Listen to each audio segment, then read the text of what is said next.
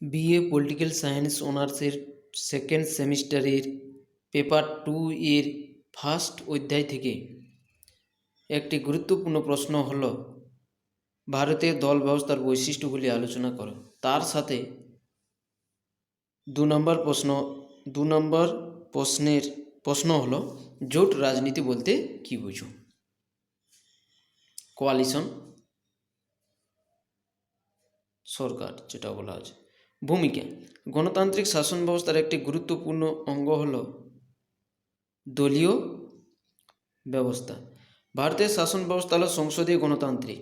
ভারতের এই সংসদীয় গণতান্ত্রিক শাসন ব্যবস্থায় দল ব্যবস্থার কতকগুলি মৌলিক বৈশিষ্ট্য রয়েছে।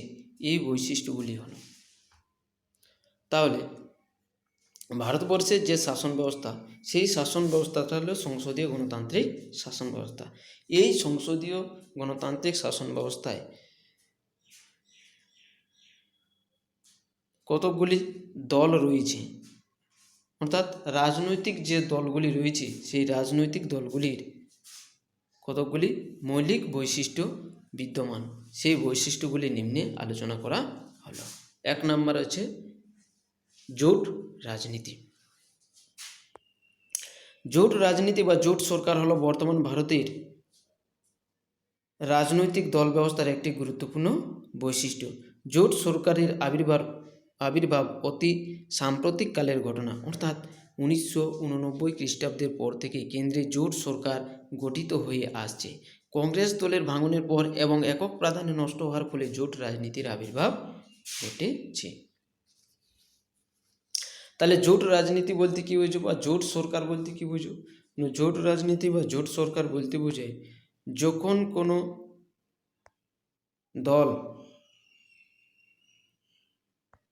কোনো দল একক নিরঙ্কুশ সংখ্যাগরিষ্ঠতা অর্জন করতে না পারে, তখন সেই দল অন্যান্য দলের সহযোগিতায় সরকার গঠন করে থাকে, তাকে জোট রাজনীতি বলা হয়।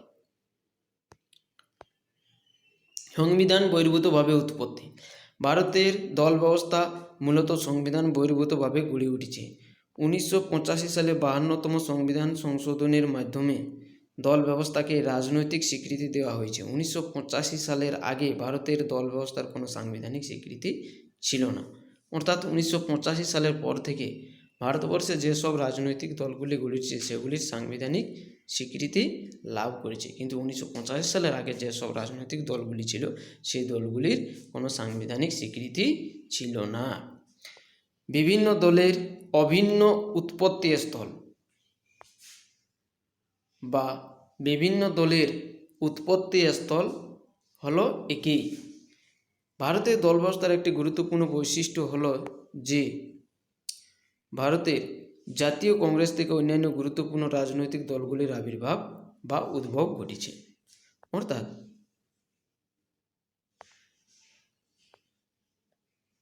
বর্তমানে যে সমস্ত দল গড়ে উঠছে সেগুলির উৎপত্তি স্থল হল জাতীয় কংগ্রেস। কোনো না কোনো সময় এই দলগুলির নেতৃস্থানীয়রা জাতীয় কংগ্রেসে ছিলেন, যেমন কংগ্রেস ই, কংগ্রেস আর্টস, টিএমসি, জনতা পার্টি, সিপিআই ইত্যাদি। কংগ্রেস ই অর্থাৎ ইন্দিরা গান্ধী, কংগ্রেস আর্টস অর্থাৎ কংগ্রেস দেবরাজ আর্টস, এরা ব্যক্তিগতভাবে কংগ্রেসের রাজনৈতিক দলগুলিকে পরিচালনা করেছে, তাই কংগ্রেস ই এবং কংগ্রেস আর্টস নাম দেওয়া হয়েছে। টিএমসি, এই টিএমসি রাজনৈতিক দলটিও কংগ্রেস দল থেকেই উৎপত্তি লাভ করেছে, অর্থাৎ 1997 সালে কংগ্রেস দল থেকে বেরিয়ে এক নতুন দল গঠন করেছে তৃণমূল কংগ্রেস, যা বর্তমানে পশ্চিমবঙ্গে শাসন কার্য পরিচালনা করছে।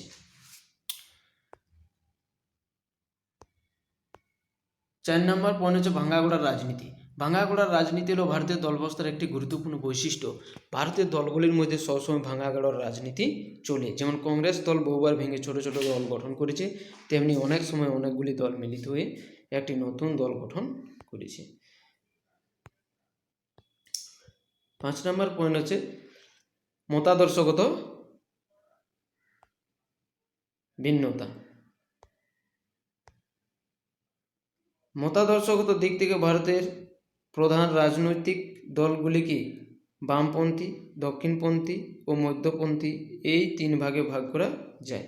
সিপিআই, সিপিআইএম, আরএসপি ইত্যাদি দলকে বামপন্থী বলা হয়, কারণ এরা বিপ্লবের মাধ্যমে সমাজের আমূল পরিবর্তনে বিশ্বাসী, তাই এই দলগুলিকে বামপন্থী দল বলা হয়। বিজেপি,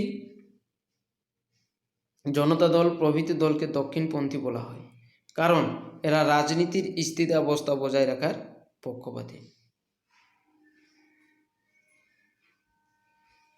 আবার কংগ্রেস দলকে মধ্যমপন্থী বলা হয়, কারণ এই দলটি গণতান্ত্রিক পদ্ধতির মাধ্যমে সমাজ পরিবর্তনে বিশ্বাসী, অর্থাৎ তারা সমাজকে পরিবর্তন করতে চাইছে, সেটা গণতান্ত্রিক পদ্ধতির মাধ্যমে।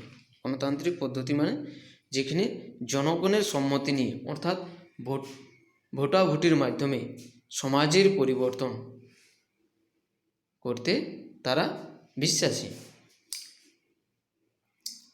6 নম্বর পয়েন্ট হচ্ছে আঞ্চলিক রাজনৈতিক দলের আবির্ভাব। ভারতের দল ব্যবস্থার একটি গুরুত্বপূর্ণ বৈশিষ্ট্য হল আঞ্চলিক দলের আবির্ভাব। ভারতের রাজনৈতিক দলগুলিকে প্রধানত 2টি ভাগে ভাগ করা হয়, জাতীয় দল এবং আঞ্চলিক দল। কংগ্রেস, বিজেপি, সিপিআই, সিপিআইএম ইত্যাদি হলো জাতীয় দল। অন্যদিকে Rashtriya Janata Dal, DMK, AIADMK, Telugu Desam, Samajwadi Party, National Conference ইত্যাদি হলো আঞ্চলিক দল। তাহলে জাতীয় দল এবং আঞ্চলিক দল। জাতীয় দল সেই দলগুলিকে বলা হয় যে দলগুলি সমগ্র ভারতবর্ষে বা সমগ্র ভারতবর্ষকে প্রভাবিত করতে পারে। অন্যদিকে আঞ্চলিক দলগুলি একটা রিজিওনাল বিশিষ্ট, অর্থাৎ অঞ্চল ভিত্তিক প্রভাবিত বা অঞ্চলকেই প্রভাবিত করার ক্ষমতা রাখে, তাকে আঞ্চলিক দল বলা হয়। যেখানে অঞ্চল বিশেষ বা অঞ্চল ভিত্তিকভাবে গড়ে ওঠে, সেটাই হচ্ছে আঞ্চলিক দল। 7 নম্বর হচ্ছে সাম্প্রদায়িক দলের আবির্ভাব। সাম্প্রদায়িক দল বলতে সেই সব দলকে বোঝায় যে সব দল ধর্মের সঙ্গে রাজনীতির মিশ্রণ ঘটিয়েছে, অর্থাৎ বিশেষ কোনো ধর্মকে কাজে লাগিয়ে রাজনৈতিক মুনাফা লাভের চেষ্টা করে সেই সব দলগুলিকে সাম্প্রদায়িক দল বলা হয়, যেমন হিন্দু মহাসভা, শিবসেনা, মুসলিম লীগ ইত্যাদি।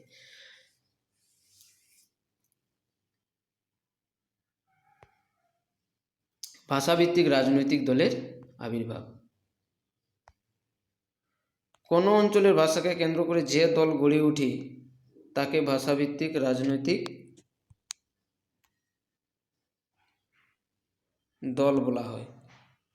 যেমন তামিলনাড়ু ডিএমকে, অন্ধ্রপ্রদেশে তেলেঙ্গানা প্রজা সমিতি, পশ্চিমবঙ্গে ঝাড়খণ্ড মুক্তি মোর্চা, গোর্খা লীগ ইত্যাদি। দল ত্যাগের প্রবণতা। ভারতের দল ব্যবস্থার একটি গুরুত্বপূর্ণ বৈশিষ্ট্য হল দল ত্যাগের প্রবণতা। বিভিন্ন দলের নেতা বা নেত্রী ঘন ঘন দল পরিবর্তন করে, একে দল ত্যাগ বলা হয়। দল ত্যাগের প্রবণতা বৃদ্ধি পাওয়ার ফলে দল ব্যবস্থায় একটি সংকট সৃষ্টি হয়।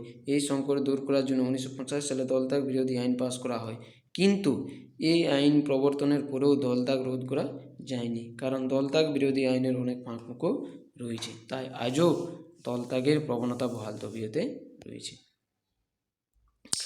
অর্থাৎ ভারতবর্ষের দল ব্যবস্থার একটা গুরুত্বপূর্ণ দল ত্যাগের প্রবণতা। বিভিন্ন দলের নেতা বা নেত্রী ঘন ঘন দল পরিবর্তন করে, যেমন বিজেপি থেকে টিএমসি, টিএমসি থেকে আবার বিজেপি।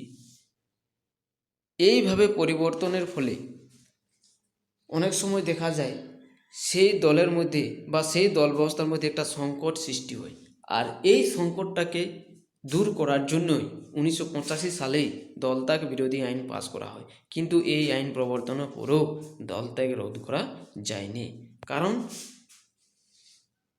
দল ত্যাগ বিরোধী আইনের অনেক ফাঁকফোকর রয়েছে, তাই আজও দল ত্যাগের প্রবণতা বহাল তবিয়তে রয়েছে। উপসংহার: ভারতের সংসদীয় শাসন ব্যবস্থায় শক্তিশালী বিরোধী দলের উপস্থিতি হল তার সাফল্যের একটি শর্ত। কিন্তু দুর্ভাগ্যের বিষয় যে সংসদীয় শাসন ব্যবস্থা চালু হওয়ার সময় থেকে ভারতে শক্তিশালী বিরোধী দলের অস্তিত্ব নেই। অবশ্য বর্তমানে ব্রিটেনের মতো সংসদীয় শাসন ব্যবস্থাতেও জোট রাজনীতির আবির্ভাব ঘটেছে। অর্থাৎ সংসদীয় শাসন ব্যবস্থার একটি গুরুত্বপূর্ণ বৈশিষ্ট্যই হচ্ছে যে সেখানে একটা শক্তিশালী বিরোধী দল থাকবে। Thank you.